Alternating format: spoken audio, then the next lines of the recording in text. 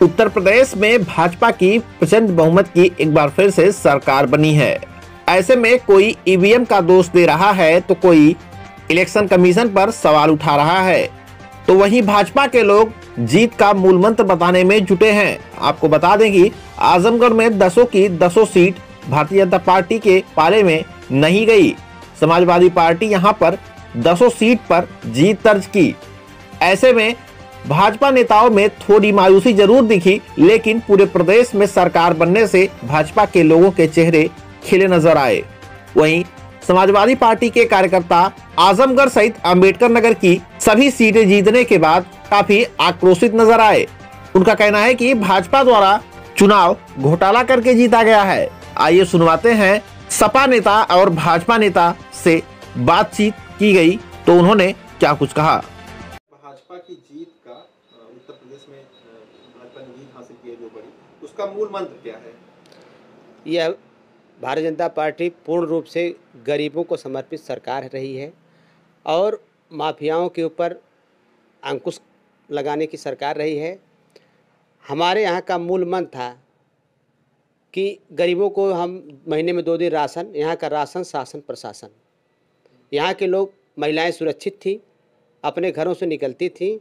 हमारे यहाँ की शासन व्यवस्था और माफियाओं पर जो कड़ाई से पालन किया गया है उसका, और गांव गरीब का, किसान, नौजवान, सारे लोगों की हित की बात हुई है। कोरोना काल में हमारी पार्टी ने, हमारी सरकार ने जो लोगों को सुविधाएं दी हैं, लोगों को फ्री 2-2 इंजेक्शन लगे हैं, कोरोना काल में जो इतनी ज़्यादा टेस्टी नहीं हुई है, ये सब को लेकर के बहुत बड़ा काम हुआ है प्रदेश में। इसको लेकर के आम जनता को विश्वास था कि यह सरकार पुनः हमको लाना चाहिए और इसी के आधार पर जो हमारी सरकार पुनः आई है। अच्छा, यूपी में आप लोगों का सरकार बनाने का मुख्य उद्देश्य क्या है? मुख्य उद्देश्य शासन व्यवस्था, यहाँ के गरीबों की व्यवस्था को सुधारना है। हमें जो है बेरोजगारों को रोजगार देने की व्यवस्था है। जो काफ़ी दिनों से लंबित योजनाएं हैं उसको पूर्ण रूप से धरती पर लाने का काम करेंगे। पार्टी के लोग आपके और कार्यकर्ता कितने खुश नजर आ रहे हैं? हमारे पार्टी के कार्यकर्ता और हमारे लोग काफ़ी खुश हैं, ऐसी बात नहीं। उसके बाद तो दिखाई नहीं पड़ रहा है। यहाँ अंबेडकर नगर में समाजवादी पार्टी ने 5 की 5 सीट जीत ली। आजमगढ़ में हमारे समाजवादी पार्टी के 10 के 10 विधायक आगे चल रहे हैं। सरकार आप लोगों की कहीं ना कहीं चूक रह गई मानते हैं या क्या रहा मामला? नहीं, ये सरकार की हमारी चूक नहीं है, ये तो इलेक्शन कमीशन की चूक है कि अगर ऐसा ही लोकतंत्र की हत्या की जा रही है और कुछ नहीं है। अभी भी आप लोगों को भरोसा नहीं है? नहीं, हमें एकदम भरोसा नहीं, किसी पूरे समाजवादी पार्टी को किसी को भरोसा नहीं है। बसपा का वोट कहाँ चला गया? जो उनके मेन बेस वोट जिसको कहा जाता है, मेन बेस वोट, बीएसपी का वोट कहाँ चला गया?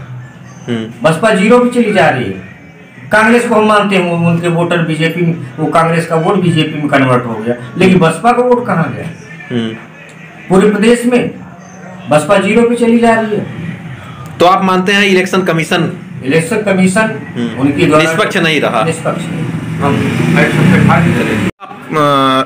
आपके यहाँ आजमगढ़ में समाजवादी पार्टी 10 सीट जीती है और उत्तर प्रदेश में हार का सामना करना पड़ा। ऐसे में क्या मानते हैं, आजमगढ़ के लिए क्या कहेंगे और पूरे उत्तर प्रदेश में क्या चूक रह गई आप लोगों से कि सरकार नहीं बन पाई? है हमारे यहाँ आजमगढ़ में 10 के 10 सीट समाजवादी पार्टी जीती और जो है अंबेडकर, आजमगढ़ से सटे हुए जिले अंबेडकर नगर में 5 के 5 सीट समाजवादी पार्टी जीती।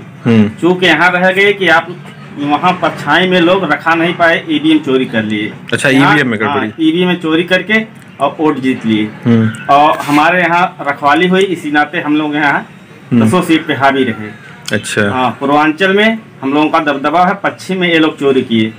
7 चरण चुनाव करा के इधर सब लोग चुनाव में लगे थे, उधर बीजेपी वाले अपना काम कर रहे थे। अच्छा। ईवीएम बदल दिए सब। अच्छा। हाँ, इसी नाते हम लोगों से पीछे रह गए। यही कारण मानते हैं मेन? हाँ, यही मेन कारण। बाकी जनता का क्या? जनता की एक तरफा अखिलेश यादव की वोट दी, एक तरफा बमुश्त वोट दी, लेकिन सब लोग वहाँ ईवीएम बदल दिए।